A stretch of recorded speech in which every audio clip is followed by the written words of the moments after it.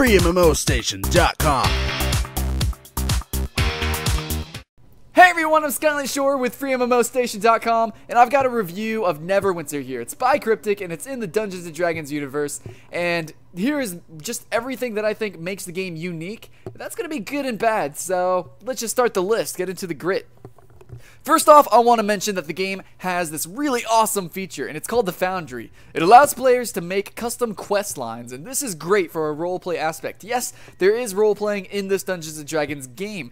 It's really cosmetic, it's roleplaying, and there's really no gameplay effect to it. Whenever you create a character, you have these sort of options that you can, additional options that you can pick, like what alignment to what god, but that's really just roleplaying. And also, with this Foundry, there is some roleplay aspects to it, but that's not just it. It's not just text. You actually make actual quests. So if you imagine normal questing, World of Warcraft questing, any MMO where the developer puts in a quest and you have to go through the quest line and actually go and fight mobs, guys, you're like actually making a level, and this is just phenomenal. It's actually a really good tool for everyone, for people that play the game, for people that actually want to just sit here and make content for the game, for everyone, for the entire community. It's great because now free-to-play games are known for having lots of updates, lots of content, because that's how they survive. And now that they have the Foundry, they have an unlimited amount of potential of just content that can be delivered to this game, and that's great. I love stuff like that. First, that's just hands down a great feature, and it's just that is worthy of giving this game a try. One of the other unique aspects to the game is the actual combat, and the game is really built around this sort of unique combat system. It's really cool. It's a little off-putting actually at first, where it seems like it's not standstill, and then maybe it is standstill. But really, what it is, it's kind of like Terra, where when you attack, your momentum from your attacks is actually incredibly important. You're not floating around like World of Warcraft, and you're not completely standstill like RuneScape. You're actually moving around, but whenever you commit to an attack, your character commits to an attack, and that's realistic, really. So you have momentum with your attacks, and what that means is that whenever you are attacking, a lot of the times you can't move, or your attacks will move you in the order that the attack prescribes for.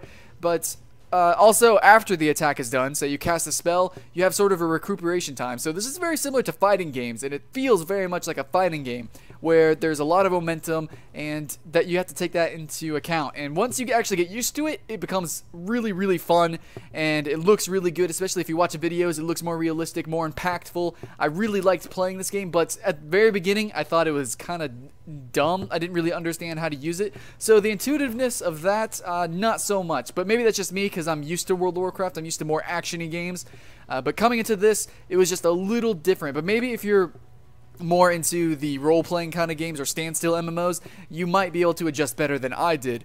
But it was really cool seeing what I could do and how I could move, because movement and dodging is it's definitely a very big part of the game. You're not just moving around randomly. It's very strategic, and that's why I prefer this mode of combat. Actually, the dodging is really cool. It's almost identical to Guild Wars 2, except in Guild Wars 2, it's universal dodging for every character, every class. But in this game, some classes, like the dual-wielding warrior, can actually, instead of dodging, you sprint, and then that's your dodge. You can run around in sprints. The mage teleports, and then other classes dash and roll, and stuff like that. It's actually very interesting, and I loved that they did that. They put that little twist in there of originality, which is really cool. Speaking about originality, just the overall design, art style, not too original. It's a little bit cartoony, not quite like World of Warcraft, but it is cartoony. The graphics, they're not bad. They're definitely not bad, but they're not amazing, and the optimization is not completely polished. So all in all, I'm probably gonna have to knock off a star because of the lack of polish with the graphics and the like the character customization. The character customization is not entirely original. A lot of the character designs looked very bland, very played out. Actually, it looked kind of Elder Scrolls Morrowindy. So if you ever play the game, yeah, the customization does have sliders. There is a lot of options. There's a lot of races to choose from, but for overall hairstyles and just featurettes like that, there's not too much to choose from. One thing that is really cool, though, is that you can have duplicate names on a server. So if one guy's named Ninja and you want to name your guy Ninja, you can do that. And I think that's really good. It's going to stop people from having these sort of immersion-breaking misspellings of names, like having a character called Excalibur with lots of R's. So it's going to break that. But immersion breaking overall in this game, is kind of bad because it is very instance based like that. There is some roleplay aspects, but immersion is supposed to be really important with roleplay games. But in this game, there is a lot of invisible walls, like a ton of invisible walls, blatant invisible walls. And there's also a lot of glitching where you can move through maps in weird ways and jump where you're not supposed to very easily. So, you know, just an overall lack of polish is really turning me off from the game. But, of course, as a free-to-play game, they can always work on it, always build up on it, and improve that part. But then again, the overall art and design is a little bit unoriginal. However, I do like the design of the classes. Like I said with the dodging, I think all the classes are pretty unique. Like the wizard mage person is actually a control wizard, and that's really cool. And also the weapons look pretty unique. The armors and everything, not too much, but I just it's just a slight uniquity that's really found in the game that makes it it breathes new life into this old genre and to this old world because it's Dungeons and Dragons. Alright, so a big question: can you play this game and the other Dungeons and Dragons game? Can you play Neverwinter Dungeons and Dragons and also play Dungeons and Dragons online? I say yes. I think they are two different genres. They are both massively multiplayer, but and they do carry a lot of the same sort of things. I mean, it's Dungeons and Dragons, so a lot of the little things, the mechanics in the game are going to be similar, such as certain classes have very particular skills that can open certain doors and do certain things, blah blah blah. Yeah, okay, so they're both Dungeons and Dragons, but they are totally different, really. One is more cartoon, more comical, that's Neverwinter. The other has a more serious art style, has totally different battle mechanics, and you know, they're different. They're different, and I think that you can play both if you want to. But if you have to pick one, then I would go with Neverwinter because I think it's more open to new players with a lot of the different mechanics. It's pretty intuitive. Like the guide system has a guide light instead of just a normal question mark for the location of where you need to go. It actually just straight up guides you, so you don't have to keep looking at the map nonstop. You can just look at your game world, look at your character, and just follow it, and that makes it a little bit more immersive. It is cool though that it does disappear during certain dungeons and quests, so that you don't feel like you're just constantly mindlessly zombieing out and following this little light. It actually disappears whenever sort of you need to figure out where to go after that. But I think it's really good because it makes it easy to get into quests. Like me, I like to read, but really quest text is not something that I like to read at all. It's pretty boring. But this game actually has really good quest text. It's kind of reminds me of Pokemon, how it's just real simple text. It's not just pages and pages, the whole freaking book thrown at my face of text. It's really simple, comes in just little bursts. Also, there's voice acting and cutscenes, and it's pretty alright all around for the budget that it is for free to play. Pretty alright, pretty moderate. I liked it. But anyway, so I think it's really easy to get into quests. And then whenever it becomes a time where I actually need to figure something out or actually learn something, then the game gives a lot of hints. It turns off the guide light and stuff like that. It sort of tells me, hey, I need to read the quest text, need to read this next person, what he says, talk to this person, and basically just gives me some quick clues, and then I start to get immersed into it. So I'm not normally someone who's willing to put in the work into something because I don't know if it's a good quest or not. Like, there's tons of quests. Sometimes quests are really good, but I would never know because I skip over them because what if they were really crappy? Like most of the gather 10 of these quests, you know? So, but this game actually lets you get into the quest, get you set up into it, and then when you actually go and commit through to it and then you fight the boss and you figure out what you're doing because of the cutscenes and the voice acting, it feels like there's a lot of resolution into these quests. So I have to say that even though normally questing is pretty much like the most boring part of MMOs to me, that's why I love Guild Wars 2 and the dynamic events, this game does it very good, I think. I think overall, though, I did not like the menus. The menus were really messy. There was a lot of words, and normally Eastern MMOs have this, where it's just like tons and tons of text, just everywhere, lots of windows and menus popping up.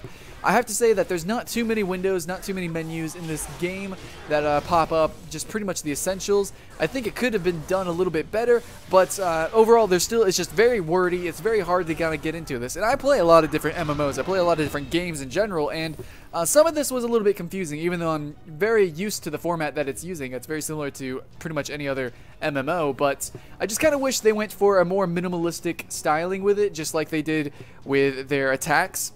Whenever you're in combat, you pretty much only have you just have a few little like 3 spells to really choose from, just a couple spells really, and you sort of rotate through them between battles. You also have a talent system. You can grow your character via like talents and stuff like that.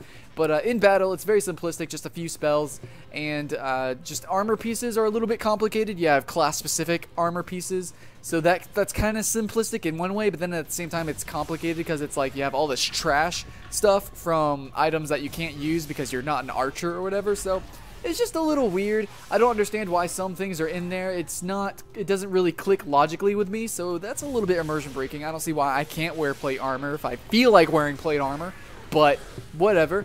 There's that. So let's just get to the critique part, the review part, the part where I say how many stars this is. So I'm going to use 3 stars. I'm going to give 1 star for originality because there is a little bit of originality with the Foundry, of course, and then they took something very old, Dungeons & Dragons, and then this whole high fantasy universe, and they added some twists and turns to it. They've shown us a new light into this universe that we haven't seen yet. So it's really cool that we're getting this sort of action-based, cartoony-ish, really, game, and that we get to enjoy this world from that light. It's actually pretty cool. Okay, so 1 star for originality. I'm going to go with originality, even though a ton of the game does seem uninspired. Okay, so I'm going to give it a 2nd star because of the depth of the game, the intensity of it too. Like, there is just a lot that you can probably do strategically with PvP.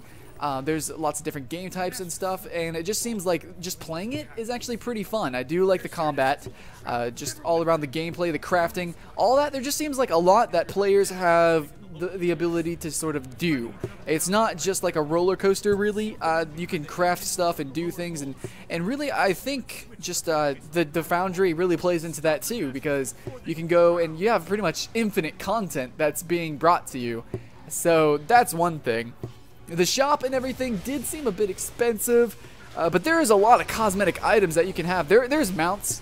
There's mounts that you can have. There's all sorts of cosmetic stuff. You do have option between town clothes and stuff like that. There's emotes, and emotes are huge. I love emotes. My girlfriend loves emotes, and we're a little disappointed in Guild Wars 2 because they didn't have too many emotes. But this game does have a lot of emotes. Like if you're from World of Warcraft and you love the whole just kind of hanging out part, I think this game is really good about the whole hanging out part, especially since everyone is in one hub city. I think that's genius, and I wish Guild Wars 2 had some way of helping players just never mind about that. Never mind about other games. This game, let's just say that this game does what a lot of other games wish they could do. Wish that they could have the players all congregate into one place and spread out through the world. This game does it good by having a lot of areas instanced and then having the main area open to everyone to hang out.